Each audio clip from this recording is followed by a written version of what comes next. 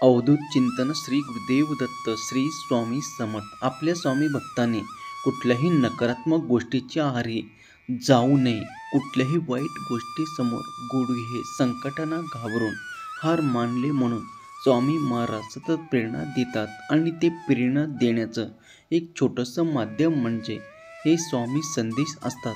चला तर मग पाहूया काय आहे आज तुमच्यासाठी स्वामी संदेश आणि स्वामीचे मार्गदर्शन।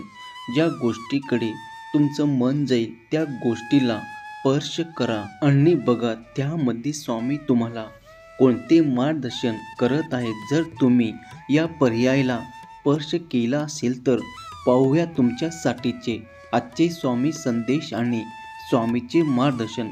माझ्या प्राणप्रिय स्वामी भक्तांनो, अंतःकरणातून काही गोष्टी सांगत आहे, जीवाचे कान करून ऐका।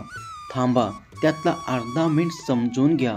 शोधायचं असेल तर स्वतःमधला देव शोध, इतरांमधला देव दिसल्याशिवाय राहणार नाही। जाणीव ठेवायची असेल तर गुरुकृपेची ठेव, चमत्कार झाल्याशिवाय राहणार नाही। आणि जीव लावायचा असेल तर सद्गुरूच्या चरणी लाव, अंतिम ध्येय प्राप्त झाल्याशिवाय राहणार नाही। बाळांनो, तुम्ही कितीही हुशार असला तरी सुद्धा तुम्ही नशिबाशिवाय जिंकू शकत नाही। मनासारख्या गोष्टी घडत नाही, मिळत नाही म्हणून निराश होऊ नकोस, डगमगू नको। स्वतःशी नेहमी प्रामाणिक राहा। माझ्या अखंड नामस्मरणात राहून आपले कर्म करत राहा। मग बघ तुला माझी प्रचिती येते का नाही। जीवनाच्या आणि आयुष्याच्या शेवटच्या श्वासापर्यंत मी तुझ्या आयुष्यात चमत्कार दाखवतो का नाही। एका मागून एक संकट किंवा अडचणी आल्या की अनेक जण देवावर रागवतात, वाईट बोलतात, पण साक्षात त्या परमेश्वराला आपल्या लेकराची काळजी असते। तो कोणत्या ना कोणत्या रूपात संकटकाळी मदत करणाऱ्या माणसाची भेट घडवूनच देतो। त्यामुळे निश्चिंत राहा। अडचण आली आहे तर त्यातून बाहेर सुद्धा आम्हीच काढणार आहोत। दुःख आलं तर सुख पण येईल। नशिबाची चिंता नशिबावर सोडा, कारण इच्छा असूनही माणूस ते बदलू शकत नाही। मग उद्याच्या चिंतेने वर्तमान काळ का वाया घालवत आहे। तुला काय करायचे आहे ते आत्ता नव्याने सांगतो, ऐक कान उघडे ठेवून। सर्वात प्रथम आयुष्यात तुला आत्ता पुढे व्हायचं आहे। दुसरा म्हणजे माझं हे चुकलं, आत्ता मी काय करू, मला कोणी रस्ता दिसत नाही, हे बोलणं पहिलं सोडून दे। दुसऱ्याला कारणीभूत समजणं आता बंद कर। आयुष्यासमोर येणाऱ्या गोष्टींना आनंदाने सामोरे बघ, डोळे उघडे ठेवून। जीवन किती सुंदर आहे। मग तुझ्या वाईट जुन्या आठवणी कधी पडद्यामागे गेले हे तुला समजणार सुद्धा नाही। बाळा, एक आनंदी आयुष्य तुझी वाट पाहत आहे। तू फक्त एक कर, शांतपणे माझ्यासमोर येऊन बस आणि तुझ्या अंतरात्म्याने मला पाहण्याचा प्रयत्न कर। मग तुझ्या प्रश्नाचे उत्तर तुला तुझ्या आतमध्येच भेटतील। आता तुझ्यावरचे संकटही टळेल आणि सुखही लवकरच येईल। विश्वास ठेव। अडचणीच्या तुरुंगातून सुटायचं असेल तर स्वामी नामस्मरणाची चावी वापरावी लागेल। दुर्लक्ष करायला शिक। प्रत्येक व्यक्ती तुला समजून घेईल असं नाही। कोणचा वाईट विचार आणि तुझं कधीच वाईट होणार नाही, कारण तुझा करता करविता तुझ्या पाठीशी ठामपणे उभा आहे। चल उठ, असं थकून बसू नकोस, नाहीतर जग तुला मोडून खाईल। तू फक्त चालण्याचा प्रयत्न कर। तुला धावायला आम्ही शिकवू। माझं नियोजन तुला आत्ता नाही समजणार, योग्य वेळ समजेल तुझा। माझ्यावर विश्वास असेल तर, जर नशीब साथच देत नसेल तर गुरुवारी हळदीचा तिलक लावून पिवळे वस्त्र परिधान करून या मंत्राचा उच्चार करा। ओम नमो भगवते वासुदेवाय नमः असे 108 वेळा जप करावा। यामुळे झोपलेले नशीबसुद्धा जागे होईल। मनापासून हाक मार। मिळेल संकटातून असताना मठात येणं, पोथी वाचणं किंवा इतर धार्मिक विषयी जमणार नाही, कारण तेव्हा तुझी मनस्थिती तशी नसते। त्यामुळे अजून दुःखी राहण्यापेक्षा जाता येता उठता बसता कुठल्याही अवस्थेत कुठल्याही ठिकाणी फक्त माझा नामस्मरण करत राहा। मी सोबत असेल, संकटात तुझं रक्षण करेल। माझ्या स्वामीवर विश्वास आहे, स्वामी नामावर विश्वास आहे, माझं चांगलंच होत आहे. आणि तू जेव्हा या विश्वासाने नाम घेशील तेव्हा, धीर धर, कर्म करशील तेव्हा जीवनात आश्चर्यकारक घटना घडतील. तुझ्या दुःखाशी शेवटची रात्र असेल. अवधूत चिंतन श्री गुरुदेव दत्त श्री स्वामी समर्थ.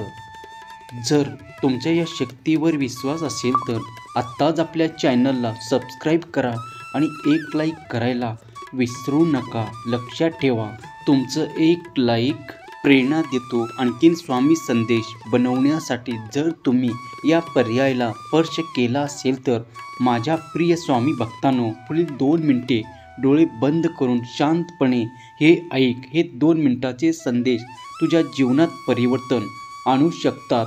स्वामी भक्तांनी एक कायम लक्षात ठेवा, ध्यानाची अंतिम पायरी घातल्याशिवाय नाम साधना म्हणावे तेवढे आणि म्हणावी तशी तरंगत नाही. म्हणून ध्यानाला बसणं अतिशय आवश्यक आहे. सगळं चांगलं होणार आहे हे मनात धरून चल, बाकी सगळं आम्ही पाहून घेतो. तुझ्या वाटेचं दुःख तू भोगून संपवलं आहे, तुझ्या वाटेचं सुख तुला मिळणार. कर्मावर विश्वास ठेव, तुला आता अपेक्षापेक्षा जास्तच मिळणार. लक्षात घ्या, आपल्यातला अहंकार गेल्याशिवाय स्वामी सेवेकरी होता येणार नाही. स्वार्थ साधून तीर्थ करण्यात काही अर्थ नाही. इतका जरी समजलं तरी जन्म व्यर्थ नसतो आणि आपल्याकडे एखादी गोष्ट असली तरी त्याचं गर्व बाळगू नका. लक्षात ठेवा, सकाळीचा 5 रुपयाला मिळालेला पेपर संध्याकाळी 5 रुपये किलोच्या भावात विकला जातो. तुमची प्रार्थना कधीच वाया जात नाही, पण लोक योग्य वेळेची वाट पाहत नाहीत. त्यामुळे ज्या गोष्टी मिळणार होत्या त्याही मिळत नाहीत. फक्त लक्षात ठेवा, जर वारा हवामानाची दिशा बदलू शकतो तर मनापासून केलेली प्रार्थना तुमचं नशीब बदलू शकते. तुमच्या प्रत्येक प्रार्थनाला प्रतिसाद दिला जाईल. बाळांनो, विश्वास ठेवा, तुमच्यासाठी माझी योजना सर्वोत्तम असते. कधीकधी प्रसंग कठीण असतात तेव्हासुद्धा मी तुमच्यासाठी काहीतरी करत असतो. जो स्वतःची मदत करतो आम्ही त्याचीच मदत करतो. तुमच्याकडे बुद्धी आहे, ताकद आहे, स्मरणशक्ती आहे. स्वतःला सिद्ध करण्यासाठी जे जे लागतं ते सर्व आम्ही तुला दिलं आहे. त्याचा उपयोग करूनही जर यश नाही आलं तरी आम्ही असंच आपण तोपर्यंत प्रयत्न सोडायचे नाहीत. लक्षात घ्या, स्वामी मार्गावर चालताना स्वामी सेवा असो किंवा आपले कर्म हे निस्वार्थ केले पाहिजे. आपण जेही करतो ते मनापासून आणि निस्वार्थपणे केलं तरी स्वामींना आपली सेवा आवडते आणि स्वामी सदैव आपल्या पाठीशी खंबीरपणे उभे राहतात. आपण जेव्हा कोणासाठी तरी चांगलं काम करत असतो तेव्हा आपल्यासाठी सुद्धा कुठेतरी काहीतरी चांगलं घडत असतं. इतकंच तिथे आत्ता आपल्याला दिसत नसतं. नारळाचं मजबूत कवच फोडल्याशिवाय आतमधील अमृताचा स्वाद घेता येत नाही. त्याप्रमाणे प्रगतीच्या वाटेवर येणाऱ्या संकटावर मात केल्याशिवाय यशाचा स्वाद घेता येत नाही. संकट म्हणजे अपयश नाही तर केसाचा एक भाग आहे. आज जर रडणारा उद्या हसणार. विश्वास ठेवा, तुझे दिवस लवकरच पलटणार. तू कर्म करत जा, फळाची अपेक्षा न करता. अरे, कर्म करणं हे तुझं कर्तव्य आहे आणि तुझ्या कर्माला योग्य ते फळ देणं ही माझी जबाबदारी आहे. 84 लक्ष जीवामध्ये फक्त माणूस पैसा कमवतो, पण कुठलाही जीव उपाशी राहत नाही आणि माणूस पैसा कमवूनही त्याचं कधीच पोट भरत नाही. माझं काही चुकलं हे देवाला विचारण्यापेक्षा आपल्या मनाला विचारत चला, कारण तुमच्या कर्माच्या चुकाची जाण, चांगल्या वाईटाची नोंद जशी देवाकडे असते तशी एक प्रत तुमच्या मनाकडे सुद्धा असते. सध्या तुम्ही जे काही काम करत आहात त्यामागे खूप मोठा नियोजन आहे. त्यामुळे व्यर्थ गोष्टीमध्ये न अडकता तुमच्या कर्मावर लक्ष द्या, कारण हे कर्मच तुम्हाला शून्यातून करोडात घेऊन जाणार आहे. आणि काम पूर्ण झाल्याशिवाय कोणालाही सांगायचं नाही, नाहीतर नकारात्मक लोकांच्या नजरा तुमच्या काम बिघडू शकतात. जे तुझं आहे ते कधीच कुठे जात नाही आणि गेलं तरी फिरून ते तुझ्यापाशीच येणार आहे. आज तुम्हाला स्वामींना प्रार्थना करायचं आहे. हे समर्थ, मला तुझ्या सत्य स्वरूपाची ओढ आहे. तुझ्या सत्य स्वरूप जाणून घेण्याची तीव्र ओढ आहे. परंतु हे गुरुराया, मी अज्ञानी आहे, प्रपंचिक आहे, मायेच्या प्रभावात बसलेलो आहे. म्हणून हे परमपिता, मला तुझी अनन्य भक्ती दे, अथूट अभेद श्रद्धा दे आणि तुझी कृपा ग्रहण करण्यासाठी पात्रता बनवून घे.